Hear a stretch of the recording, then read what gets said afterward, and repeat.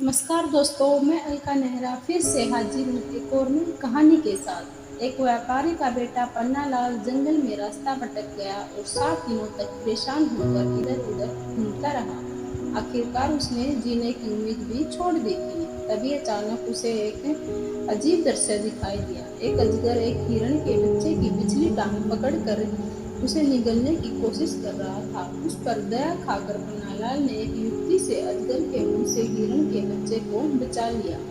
जिस पेड़ के नीचे अजगर उस हिरण के बच्चे को निगल रहा था, उस पेड़ की एक डाल अजगर के ऊपर झुकी हुई थी।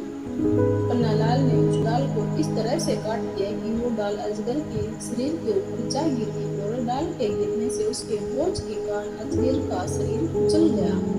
पीड़ा की वजह से अजगर ने अपना मुंह खोल दिया और हिरण के बच्चे को छोड़ दिया।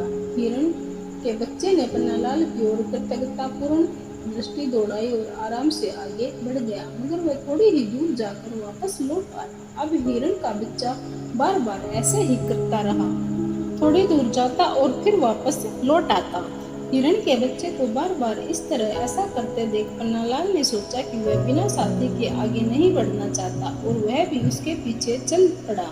हिरण का बच्चा पन्नालाल को उस जगह ले गया जहाँ फलों के पेड़ थे। पास में ही एक झरना बह रहा था।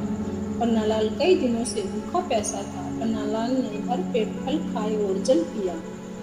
तब थोड़ा एक पेड़ के नीचे लेट कर सो गया। जब पन्नालाल की आँख खुलती है तो उसने देखा कि हिरण का बच्चा उसके निकट ही खड़ा हुआ है। पन्नालाल को बैठते देख हिरण का बच्चा फिर से चलने लगा। पन्नालाल भी उसके पीछे हो लिया। अब जल्द ही वे दोनों एक देश की सीमा के पास पहुंच गए और पास में ही किले की दीवार भी नजर आने लगी। पन्नालाल को किले की दीवार के पास छोड़कर वह हिरण का बच्चा कहीं चला गया। अब अंधेरा भी हो चुका था। पन्नालाल ने सोचा कि कहीं किसी पेड़ के नीचे बैठकर विश्राम किया जाए, पर यह क्या, वो जहाँ खड़ा है वह तो एक शमशान है। अब उसने पेड़ के नीचे सोने का विचार त्याग दिया और पेड़ के ऊपर रात बिताने की सोची और पेड़ पर चढ़कर बैठ गया। इसके दूसरे ही क्षण उसे एक भयंकर दृश्य दिखाई दिया। उसके सारे रोंगटे खड़े हो गए, क्योंकि नए नए गाड़े गए एक गड्ढे में से एक मनुष्य की लाश ऊपर उठने लगी। पन्नालाल चीख मारकर कांपने लगा। पन्नालाल को डरते हुए देखकर वो मुड़कर बोला, डरो नहीं भाई, मैं कोई भूत प्रेत नहीं हूँ, बल्कि तुम जैसा ही एक मानव ही हूँ। मैं अपनी बदनसीबी की कहानी तुम्हें सुनाता हूँ, सुनो। पन्नालाल अब हिम्मत बटोर कर पेड़ से नीचे उतर आया और आकर पूछने लगा, इस अनर्थ का क्या कारण है भाई? वो आदमी बोला, मेरी कहानी सुनोगे तो सारी बातें तुम्हें समझ में आ जाएंगी। इन शब्दों के साथ उस व्यक्ति ने अपनी कहानी सुनानी प्रारंभ कर दी। मैं एक राजकुमार युवावस्था में प्रवेश करते ही मैं अपने देश को छोड़कर घोड़े पर बैठकर नगर नगर भ्रमण के लिए चल पड़ा। अब मैंने अपनी इस यात्रा में अनेक नगर, शहर और राज्य भी देखे। मुझे मालूम हुआ कि कोई अत्यंत ही विचित्र देश है और उस देश की राजकुमारी असाधारण सुंदरी है। उसने यह घोषणा की कि उसके द्वारा ली जाने वाली प्रतियोगिता में विजयी होने वाले के साथ वह विवाह करेगी और उसको अपने देश का राजा बनाएगी। मैंने उसके चित्र को देखा। निश्चय ही वह अद्भुत सौंदर्यवती थी। मैं उसके चित्र को देखकर अपने आप पर नियंत्रण न रख सका और उस देश की खोज में चल पड़ा। कुछ दिन खोजने के बाद मुझे वह देश मिल गया और मैं राजकुमारी के सामने उपस्थित हो गया। राजकुमारी ने हृदयपूर्वक मेरा स्वागत किया। मैं उसके सौंदर्य को देखकर आश्चर्यचकित रह गया। राजकुमारी ने मुझसे कहा, प्रतियोगिता में भाग लेने के लिए मेरी एक शर्त है। तुम प्रतियोगिता में हार जाओगे तो आजीवन मेरा नौकर बनकर रहना होगा। क्या यह शर्त तुम्हें स्वीकार है? मैं उसकी सादगी पर मोहित हो गया था। मैं मंत्रमुग्ध था और मैं इस शर्त को मान गया था। मैंने हामी में सिर हिला दिया। राजकुमारी मुझे खाली पात्र दिखाया। उसने एक थैली निकाली, उसमें से 2 छोटी डिब्बियाँ निकाली। वे डिब्बियाँ इतनी छोटी थी कि उसकी थैलियों में समा सकती थी। उसने उन डिब्बिया को खाली पात्र के बाजू में रख दिया। फिर उसने उन डिब्बिया में से एक डिब्बिया को बाएं हाथ की हथेली में लिया और हिलाया।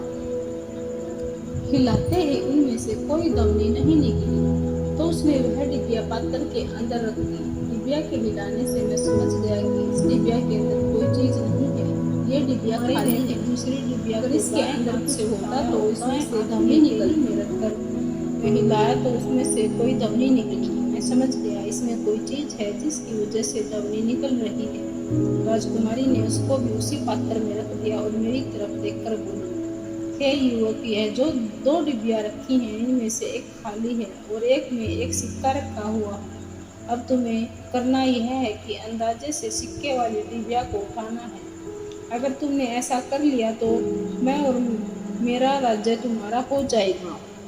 मैं इस प्रतियोगिता में असफल रहा क्योंकि मैंने उस पात्र में से उस डिबिया को निकालकर हिलाया तो उसमें से कोई धवनी ही नहीं निकली। फिर राजकुमारी ने दूसरी डिबिया को अपने हाथ से हिलाया तो उसमें से धवनी निकली और इस प्रतियोगिता में हारने के बाद मैं उसका गुलाम बन गया। मेरे जैसे न जाने कितने राजकुमार प्रतियोगिता में हारकर उसके गुलाम बने हुए थे। उनमें से ही एक मैं भी था। गुलामों पर इतने प्रतिबंध थे कि वे उस महल से बाहर कहीं नहीं जा सकते थे, नगर में भ्रमण भी नहीं कर सकते थे। बस सारे दिन राजकुमारी की गुलामी करना और फिर एक अंधेरे कमरे में बंद कर दिया जाता था। मुझे यह गुलामी बिल्कुल भी रास नहीं आ रही थी। मैं उस गुलामी की जंजीरों से निकलना चाहता था। सो रात दिन वहाँ से बचकर निकलने के उपाय सोचता रहता।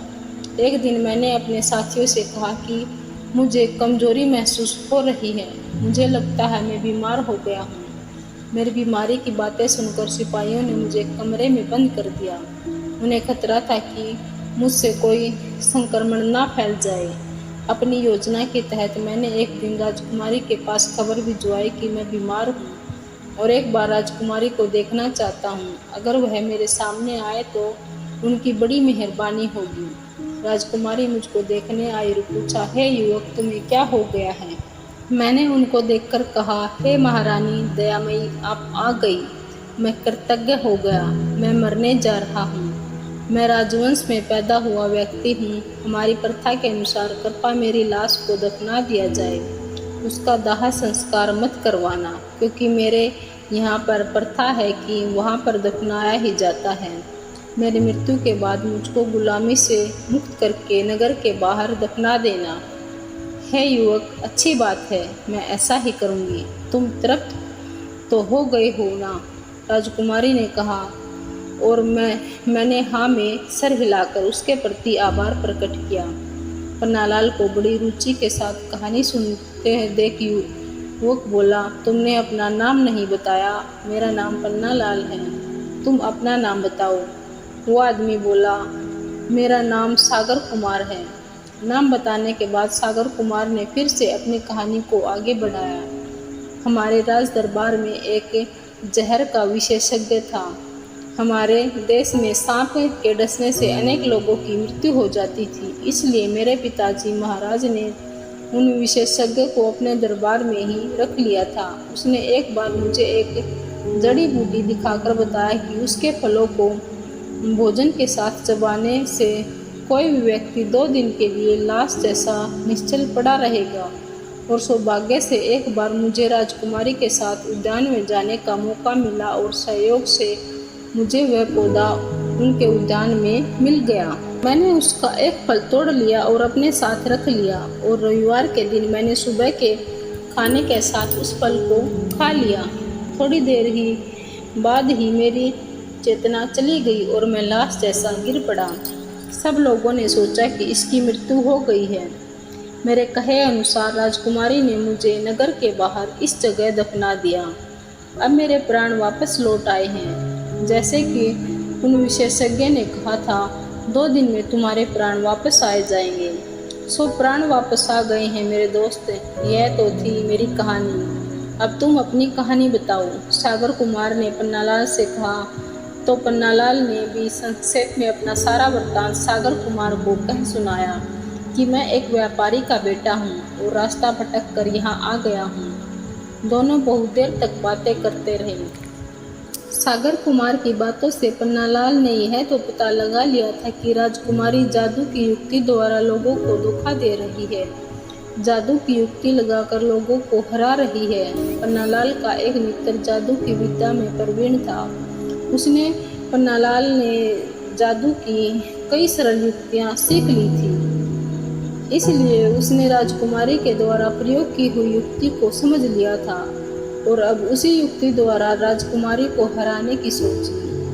उसने अपने मन में चलते हुए इस विचार को सागर कुमार को बताया तो सागर कुमार पन्नालाल को समझाते हुए बोला, तुम अगर अपनी युक्ति के द्वारा राजकुमारी को हराओगे तो वह सहजता से अपनी स्वीकार नहीं करेगी। इसकी क्या गारंटी है? हार कर भी यदि वह तुमको कारागार में भेज दे तो तुम अपने पिता की सेना को लाकर मुझे कारागार से मुक्त करा देना, क्योंकि अब तो तुम आज़ाद हो और अपने नगर को जा सकते हो।